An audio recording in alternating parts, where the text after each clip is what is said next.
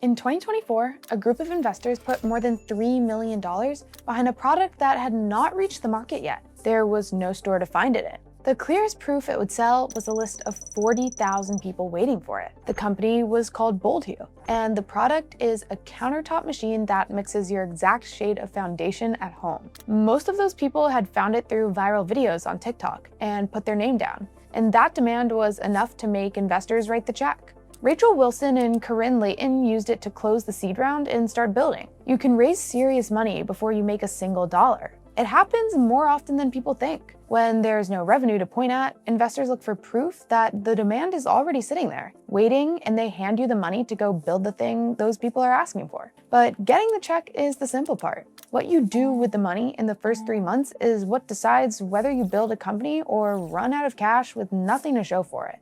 An investor normally studies the numbers, but a company with no revenue has none to show yet. So they look at the next best thing, which is the people who wanted the product before it was built. For a consumer company, those people show up as a waitlist. 𝐬𝐿 had 40,000 on its list, mostly from a video that went around on TikTok. A list like that tells an investor that the demand is there before a single unit is made. For software or anything sold to other businesses, the strongest proof is often a letter of intent. That is a company putting it in writing that it plans to use your product once it exists. A handful of those, or a few pilots already running, does the same job a waitlist does for a consumer brand.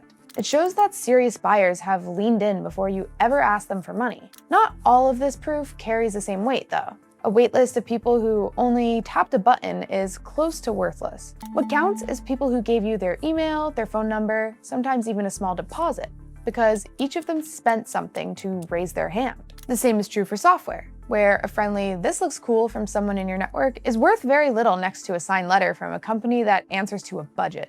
The weakest proof of all is your own resume, or a screenshot of a few people poking at a rough prototype. Investors have seen enough of that to wave it off. They trust the people who did something to prove they want it. A waitlist or a letter proves people want the product. It does not prove you can build the company around it. That part is on you, and an investor is looking for 3 things. The first thing is that you know your market better than anyone they could call. When they ask a hard question, you give an answer they did not see coming, because you have lived in this problem and they are just visiting. The second is that you can say where your industry will be in 10 years and why your company is the one that wins when it gets there. That is a specific bet on what changes, not a vague line about how big AI is going to be. The third is that you can explain, in plain words, how the company makes money. You can name who pays, what they pay, and why they keep paying. Show those 3 on top of proof that people want the product, and an investor can talk themselves into a company with no revenue at all. So they wire the money. For the first time, there is more money in the account than the founders have ever controlled, and it feels like winning. They ease up right when they should be most careful, and that is when mistakes start. The first one is the easiest to forget. In the early months, founders tend to cover the company's costs on a personal card. Domains, software, a flight to go meet a customer. Once the money is in, pay yourself back in the first week, while you still remember what each charge was for. That money is yours, and plenty never get around to claiming it, so they hand the company a few $1,000s of their own by accident. The second is a rule you set on day 1 and never break. Every expense over $75 needs a receipt. Save somewhere you can find it. That number isn't arbitrary. It's the line the IRS uses for travel and meal expenses, below which you don't strictly need a receipt, so it's a clean default to keep proof above it. It feels like overkill when the company is 3 people and a bank account. But a year from now, when an investor or an accountant asks what some charge was for, you have the answer instead of a guess. And come tax time, sorting it all out takes a few hours instead of a painful week. The third is to get an accountant early. Not when you're big and it finally feels justified. Do it now. A good one catches the small things that turn into expensive problems later, like a deduction you missed or a tax you didn't know you owed, and that's worth far more than what they cost at this stage. None of this is exciting, but it is the boring work that keeps a founder from opening the books 6 months in and finding out the money is far lower than they thought.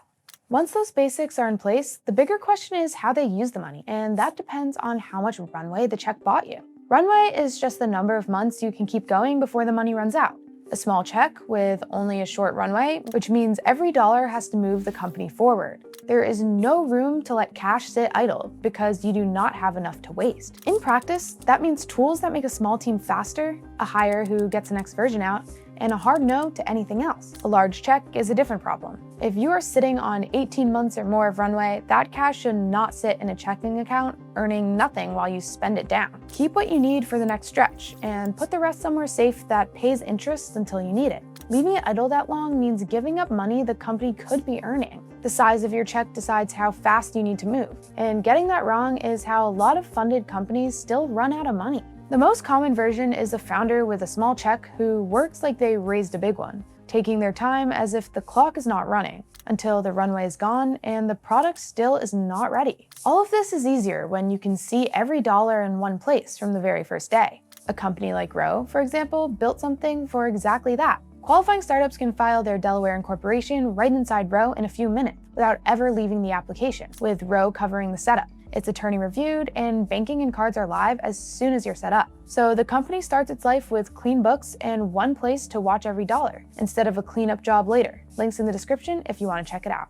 With the books clean and the cash where it belongs, the next question is where it should go. At this stage, your whole job is to find out whether people will pay for what you're building. That takes two things: a working version to put in front of them, and enough time with the first buyers to learn what makes them say yes and what makes them walk. Nearly everything else is a distraction. The most common way founders waste this money is by hiring a salesperson too early. I know this sounds reasonable. You raise money, so you hire someone to go sell. But if you cannot sell it yet, and you know this product better than anyone, a new hire is not going to walk in and do it for you. This early, selling is usually the founder's job, because the founder is the one who can hear why a buyer hesitates and then change the product to answer it. A salesperson can repeat a pitch, but they can't rebuild the product around what they're hearing. So a hire this early often just adds salary without moving the thing that's actually stuck. Sell it yourself first. Once you can do that consistently, bring someone in to do more of it. The rest of the waste is the showy stuff,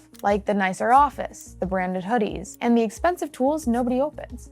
Founders talk themselves into all of it because the account finally has money sitting in it. But that money is not yours to feel rich with. It belongs to the product you promised to build. The one thing worth spending the most on is a strong early hire, a builder who turns a rough plan into a working product months faster than the founder could do alone. That is usually the best money a pre-revenue company spends. Spent well, that money turns into a working product, and your investors are watching the calendar the whole time. For most software, they expect a working early version within 1 to 4 months. Hardware or anything with heavy engineering behind it takes longer, and good investors know that. What they do not want is months of polish with nothing to show for it. They're paying to watch the company become less of a bet, month by month. In the first 30 days, the boring setup gets finished. Accounting is running, you have a simple picture of what you spend, and you can see your burn. You make your first key hire, often an engineer. You lock the roadmap. By 60 days, there's a rough version of the product, working well enough to test inside the team. You're pulling in the first feedback and fixing what doesn't work.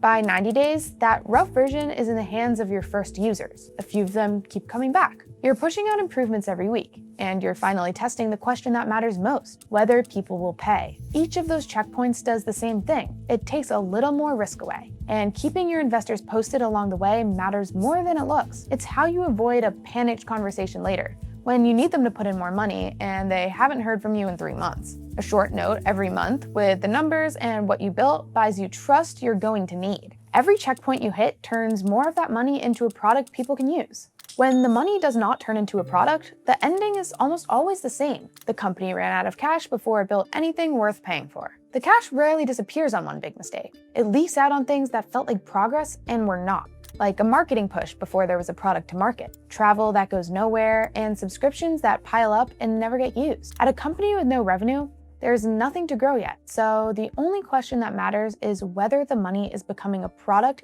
people want or leaking into everything else. The founders who make it tend to keep the account organized, and it shows. The right people have access and nobody else does. Spending limits are set so a single bad charge cannot blow a hole in the month. Every vendor gets paid on the company card, so every dollar is tracked without anyone chasing receipts last minute. It sounds like small stuff, but it is what stands between you and waking up broke a month after the problem was still fixable. It's also one of the clearest signs an investor gets on whether you can be trusted with more. A founder whose account is a mess at $500,000 rarely gets handed $5 million more. So before there's any revenue, you're not buying growth, you are buying proof. Proof that the product works and that people want it badly enough to pay. Every dollar that does not move you closer to that proof is a dollar of runway you will wish you had back. Go back to BoldHue for a second. Two founders had raised a multi-million-dollar seed with no product out and nothing in the customer's hands. What they had was 40,000 people on a list and a clear plan for what they would build. That money had one job: to turn that interest into a product those people would pay for. That is the whole thing. Raising with no revenue is possible, and it's more common than ever. But the money does not mean you have made it. It starts a 90-day window where you prove the company deserves to exist. So if you're building toward a raise, qualifying startups can apply for a Delaware incorporation right inside Row. Attorney reviewed with banking and cards live as soon as you're set up. Links in the description. And every check you take has a cost, one that shows up well after the money is spent. There's the dilution, the terms, and the question of who controls the company once investors are in. That is the whole subject of If You Don't Understand Funding, and it's the one to watch next. See you there.